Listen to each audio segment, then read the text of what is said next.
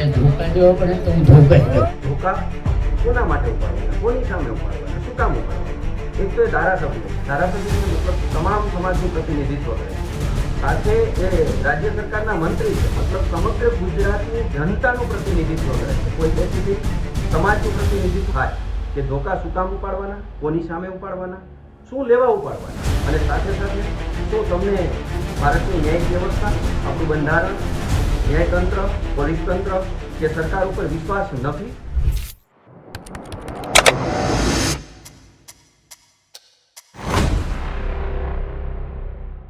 નમસ્કાર, વીટી પંચાયતમાં આપનું સ્વાગત છે. ગીર સોમનાથના કોડીનારના વેલણ ગામે કોડી સમાજનો સમૂહ લગ્ન પ્રસંગ યોજાયો હતો. આ દરમિયાન મંત્રી પરસોત્તમ સોલંકીના એક નિવેદનને લઈને અત્યારે વિવાદ શરૂ થયો છે.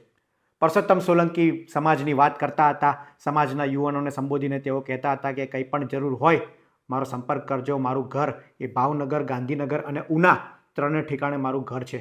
આ ઉપરાંત તેઓ એક શબ્દ બોલ્યા હતા જેને લઈને આહિર સમાજમાં અત્યારે રોષની લાગણી વ્યાપી છે. તેમણે વાત કરી હતી કે જરૂર પડે ત્યારે ધોકા પણ પાડીશું.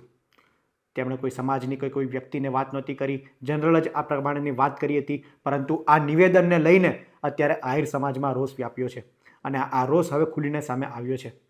મોરબીથી આહિર સમાજના અગ્રણીએ એક મેસેજ દ્વારા પરસોત્તમ સોલંકીને કેટલાક આકરા સવાલો પૂછ્યા છે. તેમણે વાત કરી છે કે ધોકા ઉપાડવાની જરૂરત શા માટે પડી, કોની સામે તમારે ધોકા ઉપાડવા છે તે સ્પષ્ટ કરવું જોઈએ. પરસોત્તમ સોલંકી એક મંત્રી છે, ધારાસભ્ય છે, સમગ્ર વિસ્તારનું તેમણે પ્રતિનિધિત્વ કરવાનું હોય છે. તેઓ કોઈ એક સમાજના એ પ્રતિનિધિ નથી, ત્યારે આ પ્રકારની વાત કરવી કેટલી યોગ્ય છે.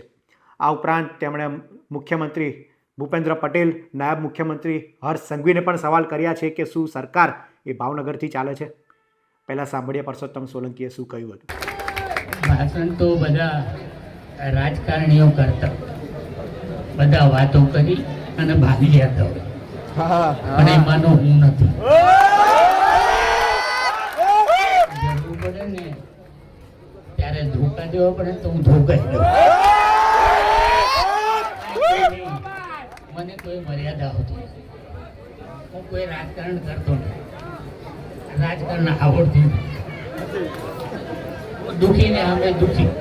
પરસોત્તમ સોલંકીના આ નિવેદન બાદ આહિર સમાજે 2 દિવસ અગાઉ એક લેટર પણ જાહેર કર્યો હતો અને સરકારને તેમજ પરસોત્તમ સોલંકીને આકરા સવાલ પૂછ્યા હતા અને એમ પણ કહેવામાં આવ્યું હતું કે શું આ બે ભાઈઓને એ કોઈનો ડર નથી, તેઓ મન ફાવે તેમ બોલે છે, ત્યારે સરકાર શા માટે કોઈ કાર્યવાહી નથી કરતી, સરકાર શા માટે ચૂપ છે, અને સરકાર પાસે પણ તેમણે જવાબ માગ્યો હતો. ત્યારે હવે મોરબીથી આહિર સમાજના અગ્રણીનું નિવેદન સામે આવ્યું છે. તેમણે પણ આકરા સવાલ પૂછ્યા છે અને પરસોત્તમભાઈને સવાલ પૂછતા શું કહ્યું તે સાંભળીએ. ગુજરાત સરકારના માનનીય મંત્રી શ્રી પરસોત્તમભાઈ સોલંકી એમના દ્વારા એક જાહેર સભામાં એવું નિવેદન આપવામાં આવ્યું છે કે જરૂર પડીએ ધોકા પણ ઉપાડશું.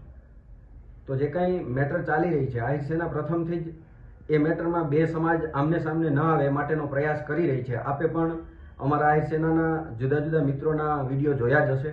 અમે અમારા સમાજને પણ વિનંતી કરીએ છીએ, સામેના સમાજના જે મિત્રો છે એમને પણ કહીએ છીએ કે ભાઈ બે સમાજ સામે સામે ના આવે, શાંતિ જાળવો, કાયદાનું કામ કરવા દો. ન્યાયિક પ્રોસેસ છે, ન્યાય વ્યવસ્થા ઉપર વિશ્વાસ હોવો જોઈએ અને એ મુજબ ચાલીએ છીએ. પરંતુ આમ છતાંય માનનીય પરસોત્તમભાઈ દ્વારા જે નિવેદન આપવામાં આવ્યું છે કેટલા અંશે યોગ્ય છે? ધોકા કોના માટે ઉપાડવાના, કોની સામે ઉપાડવાના, શું કામ ઉપાડવાના? એક તો એ ધારાસભ્ય છે મતલબ તમામ સમાજનું પ્રતિનિધિત્વ કરે છે, સાથે એ રાજ્ય સરકારના મંત્રી છે, મતલબ સમગ્ર ગુજરાતની જનતાનું પ્રતિનિધિત્વ કરે છે, કોઈ સ્પેસિફિક સમાજનું પ્રતિનિધિત્વ નથી કરતા.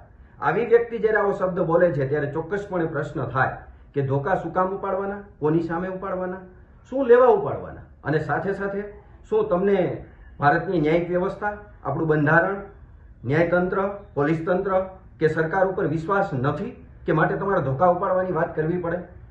તો આપણી જે લોકશાહી શાસન પ્રણાલી છે એ લોકશાહી શાસન પ્રણાલીની અંદર જે બંધારણ છે આપણું, એ બંધારણ મુજબ સર્વને સમાન ગણી અને સમાન ન્યાયની વાત કરવામાં આવી છે. ત્યાં ધોકા ઉપાડવાની વાત એ અયોગ્ય છે, મારી દ્રષ્ટિએ યોગ્ય નથી. સાથે અમને તો પૂર્ણ વિશ્વાસ છે બંધારણ ઉપર, ન્યાયિક વ્યવસ્થાઓ ઉપર, ન્યાયતંત્ર ઉપર, પોલીસ તંત્ર ઉપર અને સાથે સાથે સરકાર ઉપર.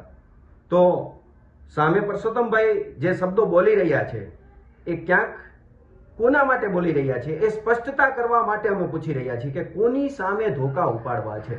જેથી અન્ય સમાજોને પણ ખબર પડે કે ભાઈ કોની કોની સામે ધોકા ઉપડી શકે છે.